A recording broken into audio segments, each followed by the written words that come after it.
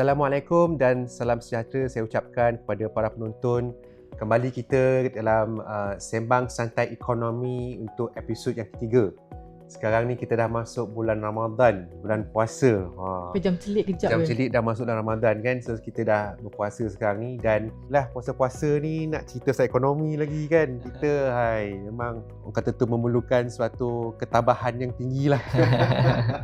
Jadi yalah, kita dah pun masuk episod ketiga seperti yang saya cakap tadi. Kita cuba orang kata tu merungkai permasalahan berkaitan ekonomi. Kita tengok apa berlaku dekat pasaran saham sekarang ni, pasaran bond, dan mungkin kita akan bercerita juga tentang isu yang agak spesifik juga, iaitu hutang isi rumah yang mungkin kita akan bawakan untuk blog yang kedua lah.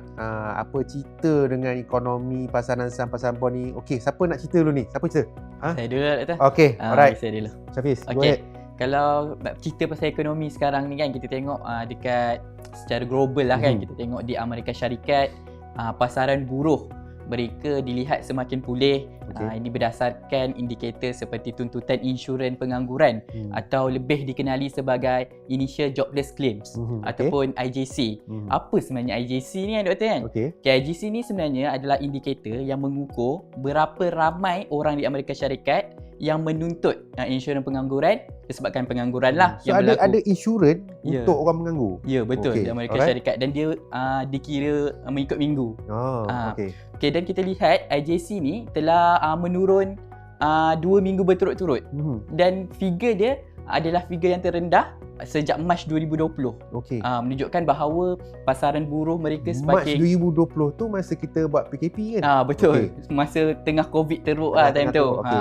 Okey, itu dekat US. Kalau dekat China pula kita tengok, China telah mencatatkan pertumbuhan ekonomi yang positif pada suku pertama 2021, di mana kadar dalam negara kasar ataupun kita panggil KDNK telah mencatatkan pertumbuhan yang drastik sebanyak 18.3%. KDNK ni apa? KDNK ni adalah satu indikator yang mana kita nak tengok tahap performance sebuah country tu, sebuah negara tu punya ekonomi, punya aktiviti lah, pengeluaran. Kita tengok kalau dah bagus macam tu, apa penyebabnya kan Doktor? Tak lain tak bukan consumer power lah Doktor. Disebabkan pembelanjaan pengguna yang kita lihat semakin bertambah baik berbanding dengan prestasi pada tahun lepas. So kita dah tengok pasaran ataupun situasi ekonomi yang kita ada sekarang berdasarkan data-data point yang kita dapat lihat. Menunjukkan perkara yang memberangsang lah. Okey. So saham apa cerita? Kalau kita lihat dekat pasaran saham sedunia lah kan, seiring dengan data ekonomi yang positif seperti yang Syafiz katakan tadi, pasaran saham di negara-negara seperti Dow Jones Index di Amerika Syarikat, Nikkei di Jepun dan Taiwan Stock Exchange di Taiwan, rata-rata pasaran saham ini merekodkan pertumbuhan yang baik setakat ini. Sebagai contoh, Taiwan Stock Exchange telah merekodkan peningkatan melebihi 5% setakat tahun ni. Taiwan ni yang the best ke maksudnya? Setakat ini memang antara yang terbaik lah. Apa punca dia? Salah satu puncanya tak lain tak bukan industri semiconductor di Taiwan, sebab Taiwan ni merupakan salah satu pengeluar semiconductor yang terkenal di dunia. Dan kalau kita lihat sekarang dengan banyak negara yang ingin melaksanakan teknologi 5G ni, jadi lebih banyak gadget elektronik yang boleh support 5G ni akan dikeluarkan 5G ni tak salah saya teknologi ni. Dia punya selling point tu apa data lebih laju Sudah tentu connectivity yang lebih meluas dan lebih laju lah. Lepas ni kalau buat macam apa virtual punya meeting ke, tak adalah sangkut-sangkut lah lepas ni. So tambah lagi kan kita sekarang global ni nak go for environmental friendly, so ada dengan development of electric vehicle, kereta elektrik lah kan. So dalam komponen-komponen mestilah pakai semiconductor, chip-chip ke, card ke untuk upgrade kereta tu daripada kereta yang biasa dengan yang autonomous driver. Benda macam itulah yang memerlukan, maksudnya demand for semiconductor kan lagi naik lah kan Dawan? Ya, betul. So itu dia punya macam mana kita nak frame kan, kita nak letak satu kerangka macam mana kita nak lihat situasi ekonomi dan kesannya pada pasaran saham. Okey, pasaran saham pasal cerita syarikat dan sebagai industri. Pasaran bond apa cerita? Oh, pasaran bond. Jarang kita dengar sangat pasaran bond ni. Pasaran bond. Bond ni sebenarnya adalah instrumen debt atau hutang. Dia indikator selalu kita tengok ialah kadar hasil.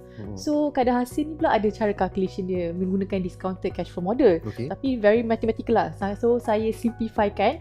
Dia ada hubungan terbalik between kadar hasil dengan harga bond. So, terbalik tu maksudnya macam mana tu? So kalau kadar hasil naik, bond price jatuh lah. Kalau kadar hasil turun? Kadar hasil turun, harga bond pun menaik. So bila sekarang kita tengok kan, global sentiment pun dah improve dengan GDP China antara negara ekonomi terbesar dunia.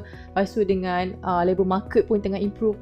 Plus ekonomi dijangka pulih tahun ini telah memberi sentimen positif pada pasaran bond. Oleh itu kita dapat lihat pasaran bond punya kadar hasil telah menaik quite drastic juga pada bulan Mac, menyebabkan harga bond tu kurang menarik perhatian pelabur pelabur asing atau pelabur domestik. Walaupun macam tu kan, kadar hasil naik, baru-baru ni kerajaan Malaysia telah menerbitkan satu sukuk, kita panggil dia sustainability sukuk. Sustainability sukuk telah mendapat langganan yang terlebih-lebih sangat, dalam 6.4 times, menunjukkan pasaran bond ni still adalah demand yang sangat tinggi. Maksudnya laku keras lah. Sangat-sangat. Betul. So tadi Jana sebut hutang. So maksudnya kenapa dia stable tu sebab maksudnya bila hutang maksudnya pembeli debt instrument tersebut dia mendapat pulangan dari segi apa tu? So maksudnya dalam satu komponen ni adalah kupon. So dia ada dia punya details bond tu. So dia akan dapat fixed kupon, tak kisah ekonomi atas ke, kena naik ke, turun ke, dia akan dapat fixed kupon. Tu dia selamat lah. So kurang-kurangnya tak kisahlah, aku dapat jugalah. Dapatlah something. Apa tu cash flow kata tu. Tapi ialah subjek tu ataupun bergantung kepada risiko kredit lah juga kan. Kita dapat lihat situasi ekonomi tu banyak mempengaruhi pasaran modal. Bila cakap pasaran modal ni, dia ada dua komponen yang terbesar, iaitu pasaran saham yang seperti yang diterangkan oleh Adam tadi, kemudian pasaran bond atau pasaran hutang ni seperti yang diterangkan oleh Jannah tadi.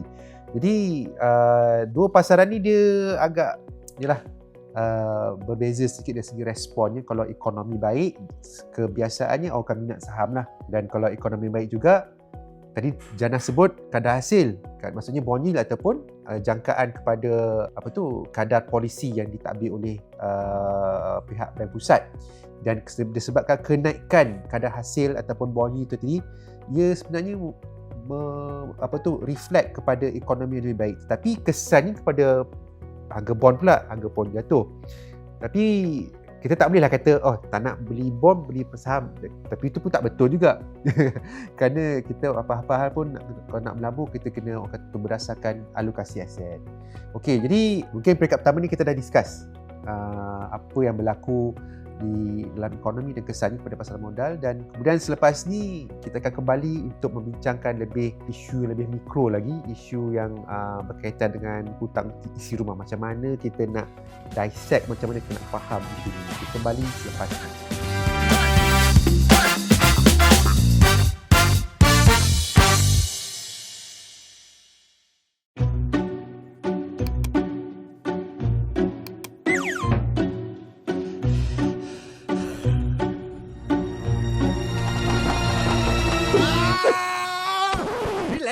Cara senang kan ada? Tak perlu pening lagi. Layari laman web Bank Islam sekarang. Lebih cepat, lebih jimat.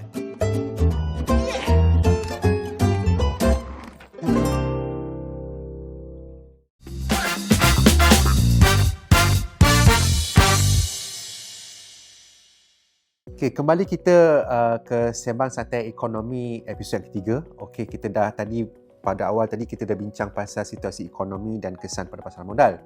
Dan kali ni pusingan seterusnya kita nak merungkai persoalan yang saya kira lah agak dekat di hati.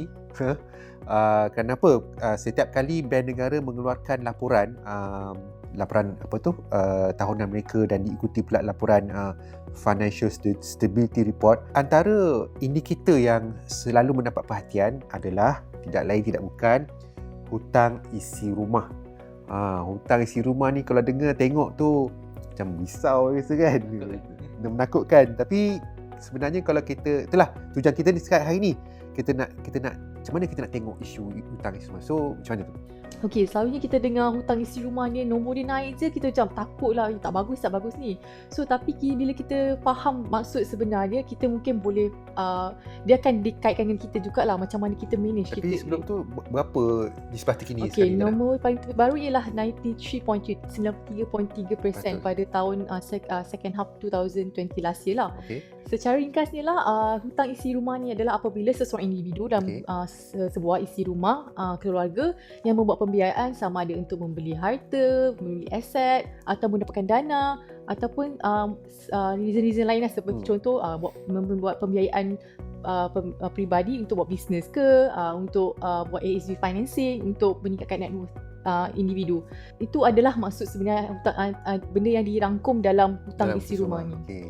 Jadi kalau nak cakap lagi lebih detail lagi, sebenarnya apa punca hutang isi rumah ni? Sebenarnya doktor, macam kita selalu fikir sebenarnya apa hutang isi rumah ni dengan kadar dalam negara kasar kan, ikut economic performance of the country kan sebenarnya. So sebenarnya kenapa kita kena bahagikan hutang isi rumah ni dengan kadar dalam negara kasar ni? Sebenarnya kalau kita nak sebagai analogi, sebenarnya adalah kita nak measure, kita nak ukur sebenarnya berapa hutang isi rumah ni terhadap kadar perolehan ataupun gaji individu tersebut. Okay. So maksudnya kat sini, kalau kadar perolehan atau gaji tu rendah, maksudnya nisbah hutang isi rumah terhadap KDNK tu pun akan meningkat lah. Tu yang kita tengok Janah kata tu sampai 93.3%. So adalah formula dia tu? Ada formula dia doktor. Seperti yang saya katakan tadi, hutang isi rumah dibahagikan dengan nominal kadar dalam negara kasar. Kat sikit ni.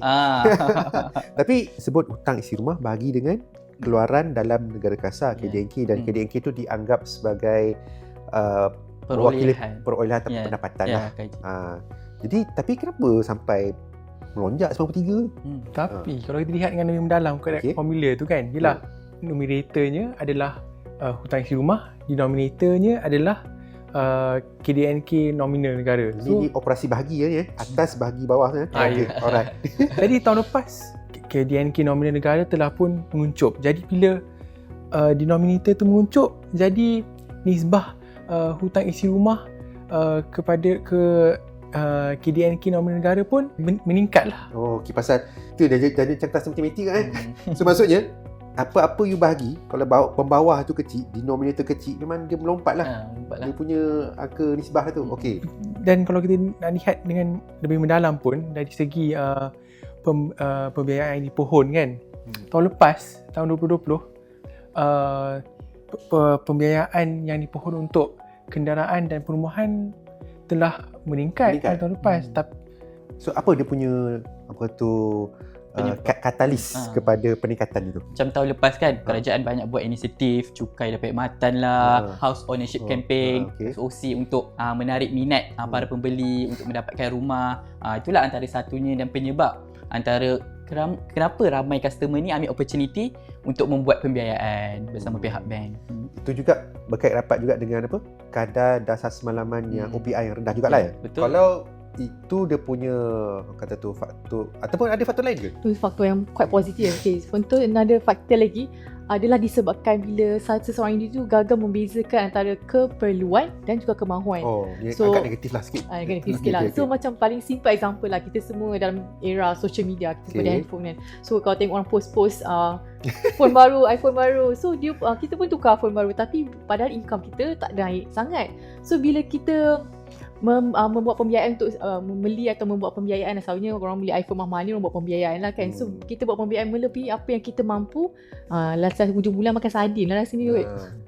Jadi maksudnya bila buat keputusan tu, yalah pihak bank dia akan tengok menerima permohonan, kita proses, kita ikut dia punya kemampuan dan sebagainya, gaji apa semua tu kan. Tapi keputusan nak meminjam atau tidak tu benar-benar individu lah kan, apa dia punya tu. Tapi kalau kita nak kata hutang ni tidak begitu bagus, kita kena pakai semua wang tunai, tak betul juga. Betul juga, takkan nak beli rumah pakai cash. Macam mana? Sebab tapi kita kena lihat kepada jenis aset yang dibiayai itulah. Yang contoh yang paling mudah adalah pemohon pembiayaan yang ingin membeli rumah lah, sebab rumah itu akan digunakan sebagai pelaburan di mana mereka akan mendapat pulangan dari segi sewa yang dibayar oleh penyewa. Jadi so macam pelaburan juga. Memang kita tak boleh lihat hutang ni selalunya negatif lah. Semua bukan aset. Kalau kita nak tengok kerangka yang lebih besar lah, individu tak ada kunci kira-kira balance sheet. So kalau macam tu, hutang ni duduk kat mana? Aset ke liability? Liability lah. Liability kan. Jadi tadi ada sebut liability. Lepas tu gunakan liability untuk beli rumah. Jadi sebenarnya itulah yang saya suka tekankan sebenarnya. Janganlah kita fokus kat hutang saja. Tengok apa jenis aset yang dia beli. Tetapi hakikatnya kita kena tengok net worth, nilai kekayaan. Nilai kekayaan tu adalah fungsi aset, jumlah aset tadi tu kita tolak dengan liability kita berapa.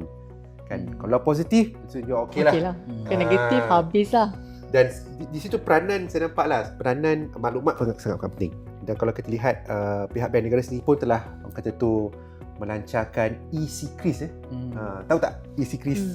Semua wajib ada kat sana. Kena wajib. Pasal dengan ada e-Secris tu, yang mana kita boleh daftar dengan Bank Negara atau kita pergi ke AKPK untuk dapatkan one time password. Jadi kita boleh kira dah berapa kita punya hutang tu berapa. Lepas tu aset pula, nak tengok harga rumah terkini, macam-macam apps kita boleh tengok, mudah.com lah apa semua kan. Kita boleh tengok berapa nilai rumah kita tu dan kita boleh kira berapa kita ni nak buat. Jadi janganlah terlampau fokus dekat hutang ni kan. Antara indikator lain, so kalau kita pergi bank nak mohon pembiayaan pun, kita ada satu call nisbah keupayaan membayar pembiayaan ataupun debt service ratio. Famous aku siapa pernah dengar kan. So dalam this debt service ratio ni kita sendiri kira, tak semesti kita bila nak pergi bank nak buat pembiayaan baru kira. So dia boleh tahu kena capacity kita. So apa formula dia tu? Formula dia dia macam tadi sama juga, ada atas bagi bawah, numerator bagi numerator. So numerator dia adalah komitmen kita buat, kita loan credit card, komitmen bayar sewa rumah ke, perbelanjaan rumah, beli barang dapur, semua tu kita komitmen bagi dengan net income kita yang dah tolak tax, EPF so bila dia melebihi 70 atau 60% tu tak bagus lah. Kita lagi lower lagi bagus lah sebenarnya, tapi tak boleh rendah sangat. Sebab kita kena ada build kita punya credit scoring juga macam kita tadi. Betul, history, betul, sejarah kredit. Betul. Supaya bank ni dia tengok sejarah. Orang ni boleh bayar ke tak ni? Okay, alright. Itu untuk debt service ratio. So kita sendiri pun boleh kira sama ada kita terlebih-lebih ke. Kira kita punya balance sheet tadi macam doktor tadi. Betul. So at least kita boleh tahulah. Jadi Jana dah share DSR. So lepas ni kita boleh kira lah. Aku nak beli rumah harga ni sekian-sekian. Berapa aku punya DSR? Dan kita boleh kira berapa yang kita mampu. Tapi bagi siapa yang macam mungkin ada struggle lah dengan dia punya financial penyusunan tu, mungkin saya rasa ada agensi yang boleh tolong kan? Kalau macam tu macam mana? Ada sebuah agensi yang dipanggil Agensi Kaunseling dan Pengurusan Kredit atau AKPK yang telah ditubuhkan sejak 2006. So fungsi AKPK ni adalah untuk memberi khidmat kaunseling dari segi pengurusan kewangan lah kepada mereka yang mempunyai masalah di dalam hutang mereka.